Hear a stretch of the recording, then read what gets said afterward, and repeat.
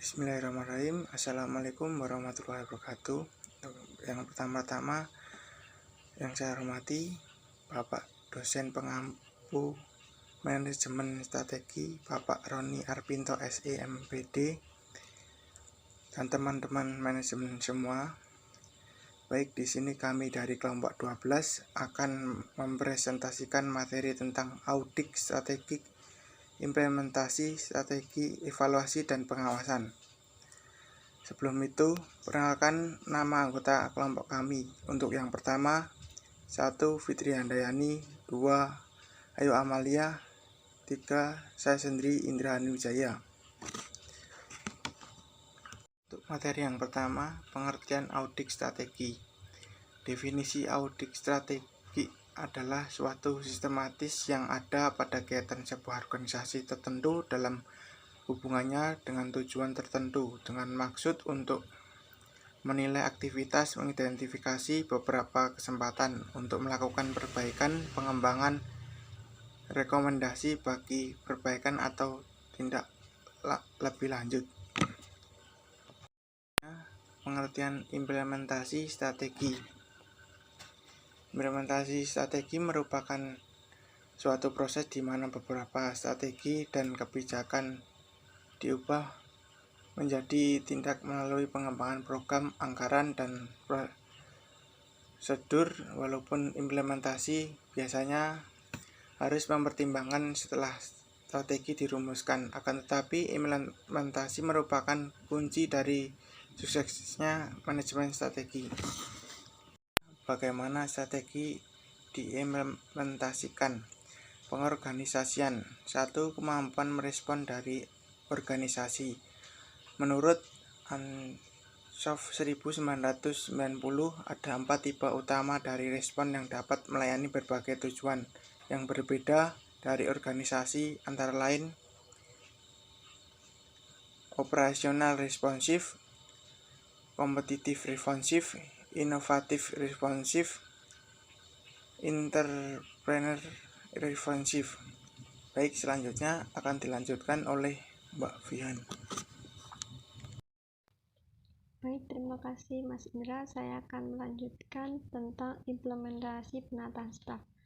Implementasi strategi serta kebijakan baru kerap kali membutuhkan prioritas baru dalam manajemen sumber daya manusia dan penggunaan yang berbeda atas SDM yang tersedia. Jika perusahaan akan mengimplementasikan strategi pertumbuhannya, maka perusahaan perlu merekrut orang baru untuk dipekerjakan dan dilatih.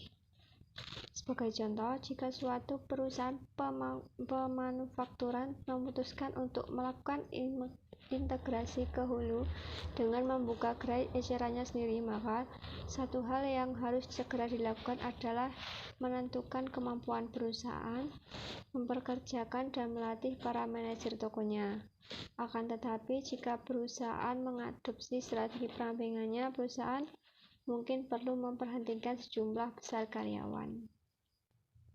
Yang pertama, penataan staf mengikuti strategi perubahan dalam kebutuhan merekrut dan melatih, menyesuaikan manajer dengan strategi seleksi dan pengembangan manajemen, mengidentifikasi kemampuan dan potensi, yang terakhir pengurangan staf.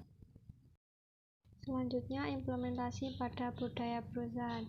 Suatu perusahaan akan dituntut untuk melakukan transformasi budaya, di mana pada dasarnya budaya suatu perusahaan diturunkan dari visi dan misi perusahaan yang dituangkan ke dalam tata nilai dan perilaku yang diterapkan oleh setiap individu yang berada dalam perusahaan.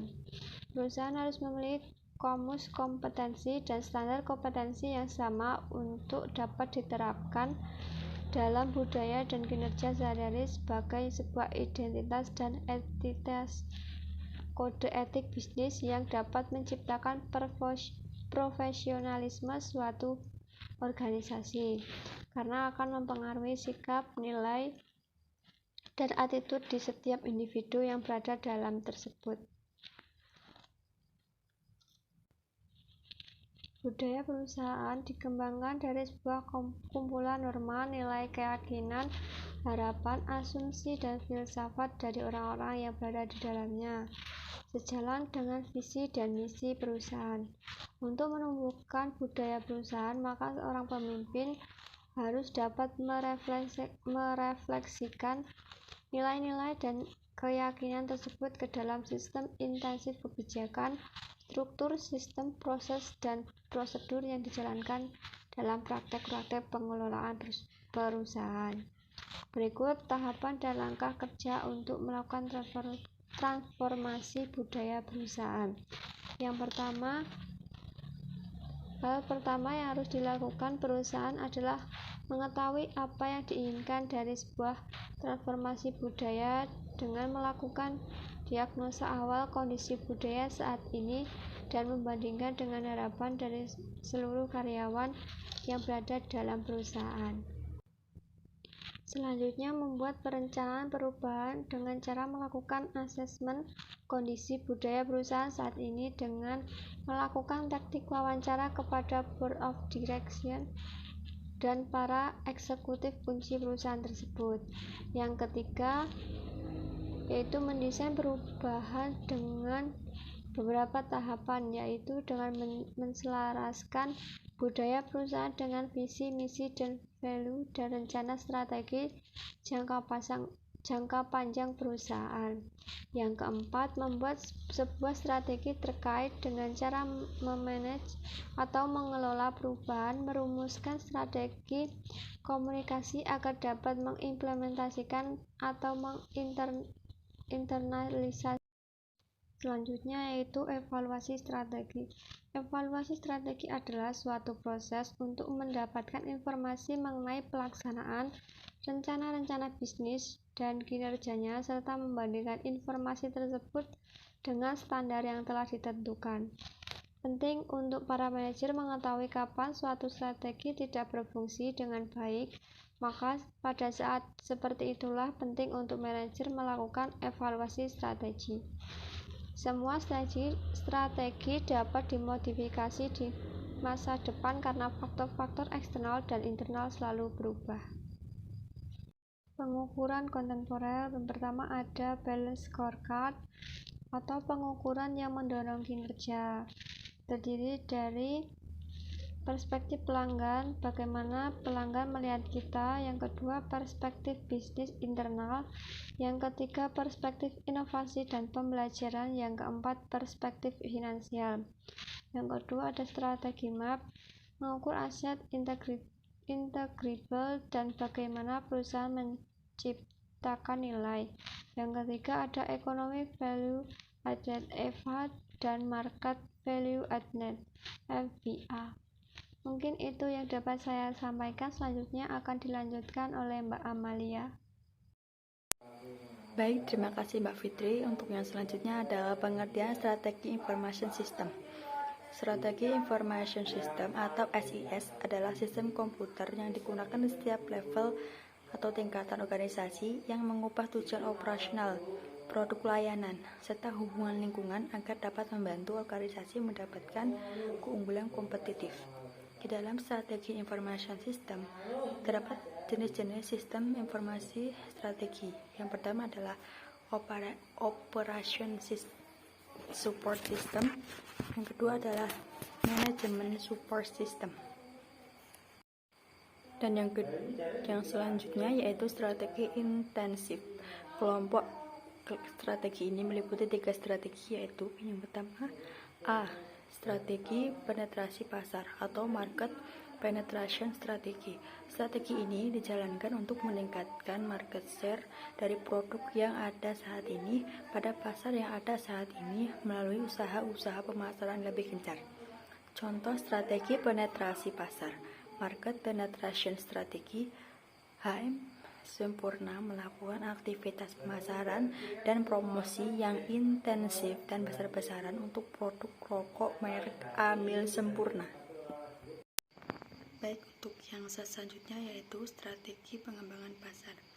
Beberapa pedoman yang akan membuat strategi pengembangan pasar efektif. Yang pertama, saluran distribusi baru lebih andal murah, kualitas bagus. Yang kedua, pasar belum jenuh.